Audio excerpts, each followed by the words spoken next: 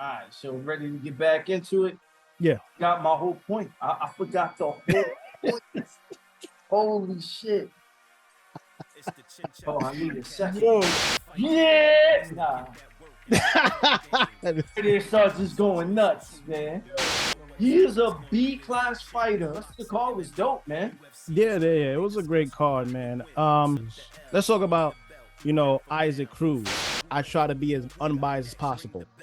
Even if the opponent is not well known, if you get in there and you smoke them like you're supposed to, then you smoke them. I'm saying the same thing for Andy Ruiz. Andy Ruiz will never be heavyweight champ again. Y'all hear this? Do y'all hear this? All right, so let's go. Welcome back, guys, to another episode of Chin Checkers. Your host. We are your hosts. We are your hosts. And we are one of the best. We basically one of the best YouTubers to really do this shit, man. I know if you're not familiar, get that work. Pork Von Dame. Yeah, man. What a night. Labor Day weekend. Crazy. Yes, man. I thought this was going to be the worst card ever. It turned out to be fire. I don't know. Don't ask me why. I wasn't in love with the main event. Right. But it turned out to be fire. But let's start from the top, man. Let's go with Luis Ortiz. Yeah. Kind of basically how we called it. We edged it out for Andy just because of the age, and I think that definitely played a factor. I also said that, Ortiz's ability to take a punch might not be as great, and I think that kind of showed up because of the age and the punishment he took previously. But he was a warrior. He got it multiple times, and the rounds that he won, outboxing him. But like you said, if he was just a little bit younger, it might have been a different story. You know what I'm saying? Yeah, man. I want to show a clip real quick of me flip-flopping back and forth because originally I said Ortiz with the knockout, but then I said this. I wanted to get into something before we left. Oh, shit. Yeah. I was very into saying Ortiz is going to pull out the upset. Yeah. I'm taking that back. I'm taking it back, man. Nah, man, I already picked Ruiz. You gotta pick Ortiz with a better of the show, bro. Nah, man, I'm backpedaling on this one. I'm going back. I'm not. I'm taking back my statement. Oh shit. I'm going Andy Ruiz, and I want to say knockout. All right, man. So originally, I thought Ortiz live dog. Film does not lie. You ended up making a little clip right here I want to show. Ortiz and his fight with Charles Martin. I think that's his name. Yeah. Great clip, by the way. This is awesome. Thank you, sir. Thank you. But when I went back, film don't lie. And if you go back and you watch the fight, you see an old man. You see his legs are gone. You see he's getting hurt by punches that he shouldn't be getting hurt by. He's also getting punches that he shouldn't be getting caught by. I'm not a Ruiz fan, even though he beat my boy AJ. And the same way how I said AJ is over, I'm saying the same thing for Andy Ruiz. Andy Ruiz will never be heavyweight champ again. Oh. Never. Y'all hear this? Do y'all hear this? Oh, and if he gets in the ring with Deontay Wilder, bomb squad, he's smoking him. He's smoking the Pillsbury Doughboy. Wasn't impressed with Andy when he fought Chris Arreola. I wasn't impressed in this fight, even though it was obvious the looping right hand is gonna catch Ortiz, and he's old. He's not gonna take it well. If you look at the film don't lie. He's gonna get caught by the looping hand. He does it. He catches him, and what does he do? Lets him off the hook.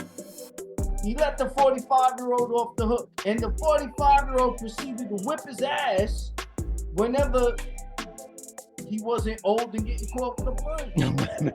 He wasn't old. Man, Yeah, I mean that basically was the story of the fight, man. If Ortiz wasn't getting knocked down, and he was boxing, he won those rounds. And the rounds that he really lost was the rounds that he got knocked down in. Andy, like you said, wasn't super impressive, but he does have quick hands. He seems like he has a decent chin. I don't think, like you said, Wilder, I don't think that's going to matter, but that's what he wants. He wants Wilder. Look at the temperament. And again, film don't lie. When he was in the first fight with AJ and he got hurt, he got up, saw a different type of animal from the point he got hurt, got up and fought. You never really seen that guy show up again. Even when he hurt someone, you never really see a killer. His body language going into the fight at the stare down when they're about to touch gloves and come out, it doesn't look great. Then throughout the fight, he just never shows up. He is a B-class fighter with a heavyweight punch, and he's got fast hands. So could he get lucky and win and land a shot on someone and win a title? True, possibly, but I wouldn't bet on it. Yo, I'm glad I kept flip-flopping because I came out on top and won at least $20 yesterday. Oh, shit. Yeah, baby. Yeah, $20 ain't shit, but I had to bet so much more through the because I was like, yo, it's going the distance. He don't have that in him, and it showed, man. It showed. But the rest of the card, man, was dope, man. Yeah, it was a great card, man. I guess we could talk about, before I get to the bad news, let's talk about, Isaac Cruz. Now, he was in there with somebody who not too well known, but again, this is why I try to be as unbiased as possible. Even if the opponent is not well known, if you get in there and you smoke them like you're supposed to, then you smoke them. So he went in there and he smoked this dude. He's talking about a rematch with Gervonta. Do you think he should do that or go someplace else? Wants that. And I think Tank beats him. And I think Tank beats him in the same style. He beats him a very solid fighter. I think it takes a brave, compact person to want to stand there, and you got to catch his punch because he has the earmuff defense, and then he wails away at you. It takes a brave person to catch his punch and then counter with him, and then also have the skills just to outbox him and force him to get reckless to catch him with those counters. I would think a guy like, and I'm not a fan of him, Ryan Garcia, would be able to have an easier time with a guy like Cruz. So when Ryan Garcia was calling him out, I kind of thought that was whack. I don't want to see him in there with Tank again, but then he did talk about Devin Haney. And I think that's a really interesting fight for my boy. Really? Yeah, because I can't see someone outboxing Devin Haney. Right. I think he's a superior boxer. He's won me over. He's now one of my favorite fighters. The type of guy that I see beating him is a pit bull. And I'm not saying Cruz could beat him. That's a very intriguing, exciting fight right now. I'm going with that. Wow, I would have to disagree, man. I think Devin Haney would just smoke this fool. I think my man Isaac Cruz would be doing that little Mike Tyson thing that he do, and Haney would just keep distance and jab him all night and right hands whenever he felt comfortable. No, I think it would be a simple fight. No, I didn't say Cruz would win. It's an exciting fight. I'm not saying he's winning. Nah, man. I don't think anyone beats my boy Haney. And I'm claiming him now. I'm a Haney fan. I'm supporting him. I'm in his corner. He's not a big puncher. You know that. I don't think anyone could beat him till you get to the 140 range. And I think a rougher fighter. I don't see anyone outboxing him at 140. Right. Someone out, roughing him and, him not really having the power to deal with it. But yeah. I don't see anyone outboxing my guy, man. Yeah, nah, I feel you. But moving on to my boy, man, young guy, man, Jose Venezuela, man. I felt bad for him, man. I mean, not for nothing, it was a good fight. It was a good fight. It was action-packed. I think, his corner should have told him, look, I understand you want to fight a firefight. You want to show what you made of. Totally understand that. Let's get this guy a little more tired. Let's get him a little more weak before we start trading with him. But, they didn't do that. I'm not sure if they advised him that or not. But they should have told him, yo, box this guy for a couple of rounds. Get him a little tired. Get him a little weak. Then you have a firefight? Go ahead. Not now. It was too risky. It was exciting. Like you said, that shit was exciting. I was watching it with my son, and I haven't gotten like this in a while. I mean, I've really lost the passion for boxing. I'm always gonna love it, but it's like that girl that just cheated on you. You love her, but get a little disgusted when you see it. Man, I was full-blown pom-poms yesterday. I was yelling with my son. I'm grabbing him, shaking him up. He's all over the place. Yeah. I was excited, man. And before the fight started, I looked at their records and I went, wow, they both young prospects, both good at least record-wise. Right. Could be building them up, throwing them in there with bums, but at least record-wise, it seems dangerous for both. And the moment the bell rang and Santos started firing off jabs, I was like, oh no, the kid can fight. Whether he wins or not, in those first couple seconds, you see someone snapping a punch. Right. The way they throw and the way their footwork is, oh, he can fight. Yeah.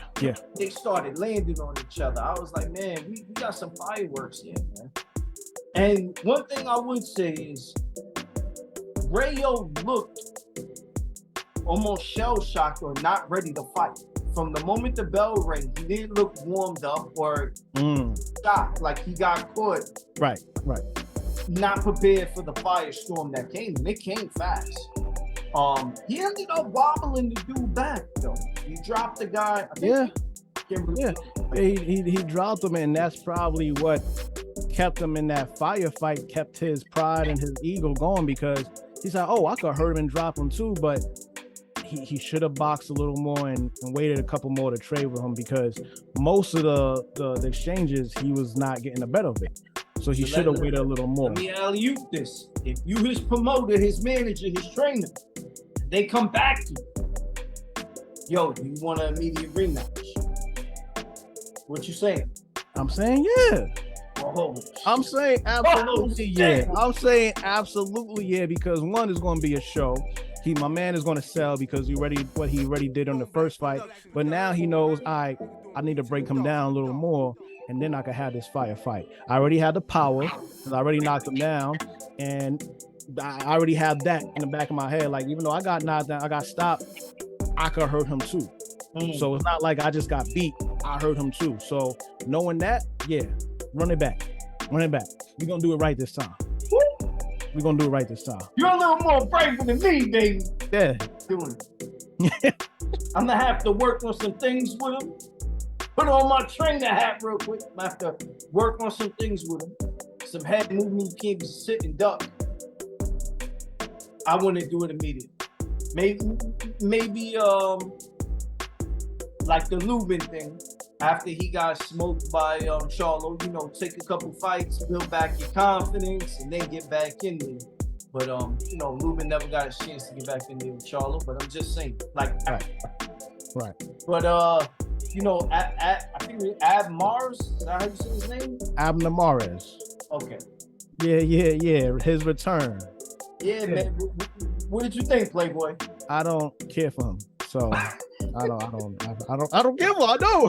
Look, I had, for all those who don't know, I had a big disdain against Abner Mares because he had a fight years ago with, I believe, a Guyanese or African fighter where he hit this guy with a low blow multiple times, never got a point taken, even got a knockdown off of a low blow. So him, I had a disdain, and for the ref, Russell Mora. So I don't really care for him. And he was supposed to fight Tank, but the situation happened with his eye. That fight never happened, so he can never fight Tank. But I never was too impressed by him. I thought he was a B fighter as well. I think at the time when he was going to fight Tank, that was going to be Tank's biggest fight. But I think Tank would have stopped. The funny thing is, the fight you're talking about with my man, that's with Joseph King Kong and Becca. For a lot of people that know King Kong, oh man, let me get into King Kong because I personally watched. Yeah, I actually was in the gym with King Kong. Shout out to Joseph and Becca, man. Small dude, he was a beast. Mm-hmm. This has nothing to do with the Abner fight, but I'm gonna go into it. King Kong used to get in the ring and fight and spar with someone, and it was like a revolving door of different sparring partners that used to come in there. And I was just so in awe of this small, he's tiny, and he would be giving guys work. Yeah. Guys work. And just so in awe of him, such a humble person. And for most of his career, I watched him and supported him. And when I saw that fight, man, I nearly broke the TV. Nearly broke the fucking TV. And I don't remember Abner Mars back then or whatever. I don't respect that fight, but I can't blame Mars for that. You gotta blame the ref. Yeah, sure. You're only gonna do what they allow you to do. But I didn't mean to go off on King Kong real quick, but let me get into Mars real quick. I got so much respect for what he did. Not for how he did it. The performance was whack. You could even say he lost. You know what I mean? He came out firing. He looked good early. Yeah. He hurt him. Threw about like 20 right hands. I don't know why Flores was just leaving his face there for all those right hands. I'm not sure what was going on in his brain. But Flores won that fight. Or, the draw is fine. The thing I respect about what Mars did, 36 years old, a bunch of surgeries on his eye, the want of a fight. Yeah. Which you gotta respect. The want of a fighter to go out there and still be willing to get in the ring and get punched in the face, especially at 36. And I can kind of sympathize with that because I'm a bunch of surgeries, and to this day I still want to get in the ring. So I got a tremendous amount of respect for him doing what he did. With that being said, I don't care to see him going further. Yeah,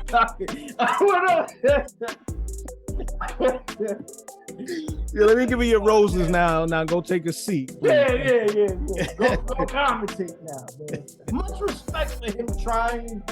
No, I feel you like you said, because we're around that age group, so I understand what you're saying. And after being out of the ring so long, all the surgeries, making money from the commentary jobs, and really you don't have a need to really get back in there, but he wanted to show that he still got it, or he wanted to prove to himself maybe. Yeah. So yeah, you definitely get some respect for that. Absolutely. Yeah, let's push that aside, man. He can sit down and retire.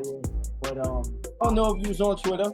Tyson Fury came out and called out AJ. Well, I never heard him call him out AJ. I don't even see why he need to call out AJ. AJ is a done fighter.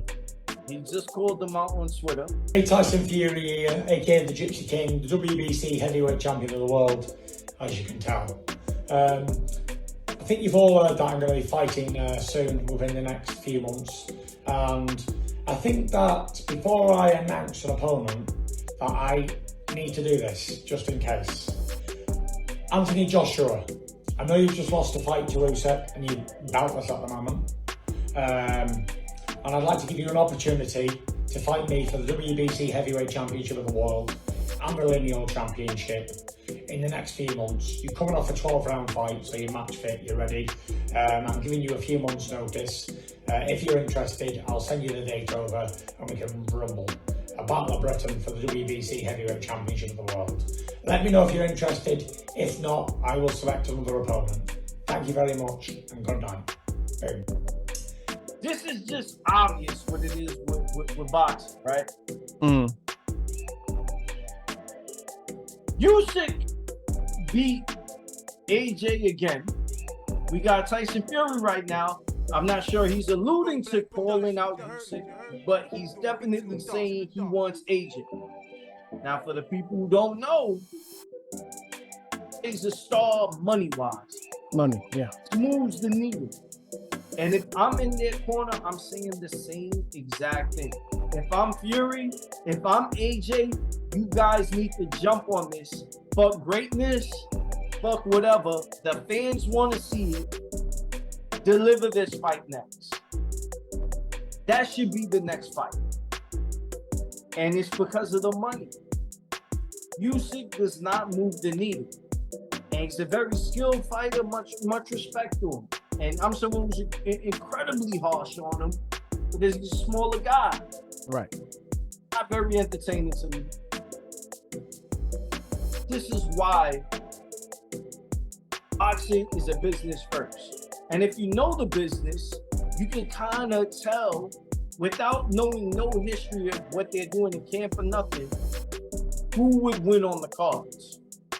People say I'm ridiculous for saying shit like that. No, it's a business.